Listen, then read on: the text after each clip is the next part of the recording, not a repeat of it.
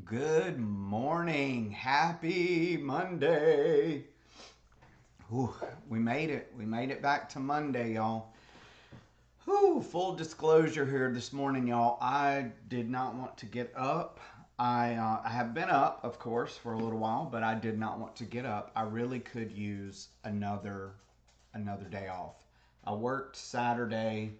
Um, I took yesterday off. I did a little bit of work, but I didn't go out with clients. So I was cleaning up the garden a little bit. Oh, which way do I move this thing? It's always a little backwards.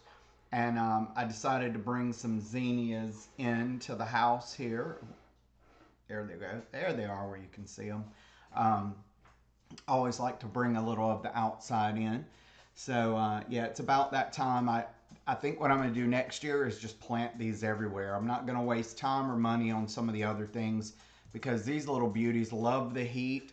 They have just been blooming and growing like crazy all summer long. So if you're in a hot climate and you don't want to spend a ton of money, but you want some really beautiful color in your garden, plant some zinnia seeds. I don't even start them inside. I just throw them on the ground, rake over them, water them, and boom, there you go. I did find though, if they don't have good sunlight, they're not going to do as well because I've got a shady corner in my back garden and they've not bloomed yet and they're only about this tall. So next year, that corner is only going to get shady things because the neighbor has a tree that's growing over my fence and creates a lot of shade in that corner. So I'm going to put some shade loving things over there. Right now I do have some elephant ears. I need to move my roses over because I think they're not getting enough sun there. So that's my plan for working on my garden this fall and getting it ready for next year, at least my flower garden. And then I'll plant some more elephant ears and maybe get a hydrangea or two to go in there. So, good morning, Randy. Happy Monday. Holly, I don't know if you're on this morning or if you'll watch this later, but I hope your mom is feeling better. I know she's been having some things going on, so we'll keep her in everybody's prayers, thoughts, whatever it is you do. I'm not saying you have to pray. You can always just send up a positive thought. That helps as well. I mean, because really that's what prayers are. They're sending up positive thoughts, and positive thoughts can do a lot of things. So let me drink some more coffee because I woke up about 4:35 and I usually try not to look at my phone when I first wake up because I'm like, okay, let me try to go back to sleep. It's still dark out. But then I was like, well, it might be time to get up, so I better check. But it wasn't. So I need a little more coffee this morning. So I have a closing today. I've got a new listing that went live over the weekend, but then my client was like, "Oh, I forgot I've got family coming to town, so we can't show it this weekend." Ah. So hopefully we get some showings this week on that one for him. But closing day, I'm meeting clients this morning. So if you've not bought a house before, what generally happens is once you get under contract, there's a whole lot of buzz in the beginning. I'm messaging, my transaction coordinator's messaging, the lender's messaging. You're getting a lot of activity from everyone. And then once everything's done, we've passed all the inspections, we've got our appraisal, and it is good. We have our full approval. You've already met all the conditions that the lender has asked you for, excuse me. Then it goes a little bit quiet.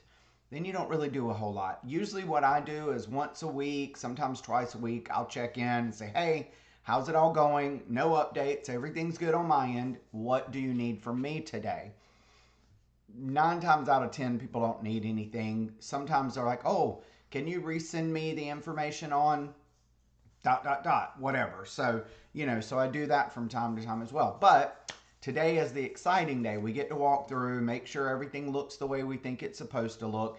This home was in great shape, so we didn't have to do any repairs. I know that is very rare, but we didn't have to do any repairs. So we're just going to walk through and make sure everything looks good. It's been cleaned out. There's no things we don't want to be in there when we close, because once you get the keys, the house and all of its problems are yours, or all of its wonderfulness. So you just like to walk through that final time just to make sure everything looks like you remember it, because it's been a while now since we've been in the home. And then we go sign, get the keys, and whoop, whoop, whoop, celebration day.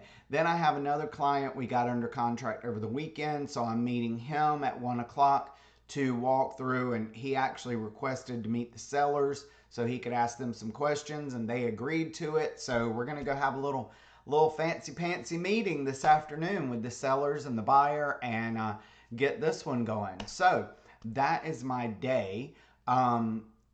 You know, when you're working on buying a home, the beginning part, it can be a little bit stressful, right? When you're trying to get everything agreed upon, you're making sure your financing's good, you're negotiating repairs, but then all of that is done, and now is the fun part. I really enjoy closings with folks, not just because I get paid, but because everybody's happy at the table. We're going to the table, the sellers are getting paid, the buyers are getting their keys.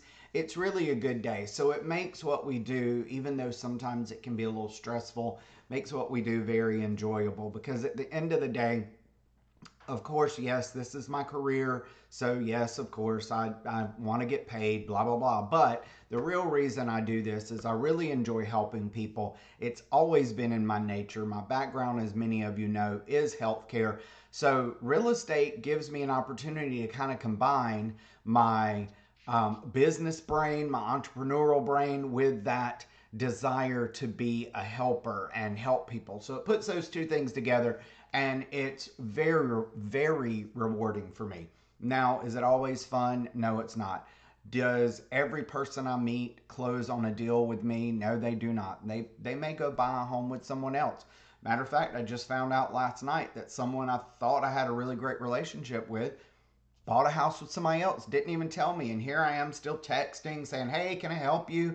What's going on? I hope everything's okay. I haven't heard from you for a while. So then I text a friend and I said, hey, that friend you asked me to help out, I hope everything's going okay, because I haven't heard anything for a while, and I'm still texting, still sending emails and all this good stuff. And my friend messaged back and said, I'm so sorry, I thought they let you know they bought a house with someone else. Yay, congratulations to them. And in all honesty, I really mean that. All joking aside, you know, of course I want people to work with me because it's what I do, and I know I'm good at what I do, and I know I can really help them. But at the end of the day, the goal is for you to find what you're looking for. And if you find it with someone else, you know, it makes me a little sad, because I feel like, okay, what could I have done better so that they still came to me? Or at least talked it through with me before they made the decision to go with someone else. But, you know, I honestly don't think there's anything I could have done differently. It sounds like this was a friend of a friend as well, and they just decided, hey, we're in the right place at the right time, and let's make a move. But here in Florida, we don't generally sign buyer's agency agreements, but I think it's something I'm going to start doing. I've been toying with it for a while. We did it in North Carolina. It was standard in North Carolina. It's not standard here, so you might get some pushback from people. But at the end of the day, I'm doing this not only to help people, but I have to make a living too. And we don't get paid until we sell something. And you don't get paid when you sell it. You get paid when it closes. Sorry, my other half is awake now, getting ready to go on an international flight. So I don't know if you can hear that, but that's coming through my computer of him messaging me. So I better let you go, because it's almost 7, and those of you that have been on here with me before at 7 o'clock know that's when all my alerts turn back on, so it'll start blowing up here in a minute. So I hope you guys have a great Monday. I hope you've picked a nugget or two of good information out of this. Hey, some days I'm on point, some days I'm not. So I don't know what to tell you. That's how it is. Some days I have some abundance of knowledge. Other days it's just what you do this weekend. So with that, I want you to have a great day. I want you to get out there and do something fun. Smile at people. You know, we live in a really interesting and a little bit insane world right now. So always hold your head high, smile. Remember that you're important, whether it's to yourself or to somebody else. You're always important. So always keep that in mind. And hey, when you can smile, share that smile. There may be somebody else out there that needs it. All right, guys, have a great day. And if you need me, as I always say, well, don't call me, text me. If you have to call me, but I'd rather you text me. Then I'll call you back or we can text about it. Anyway, have a great day. Get out there, do something fun, do something good in the world, and always remember, wherever you go, whatever you do, be you, and I will see you tomorrow.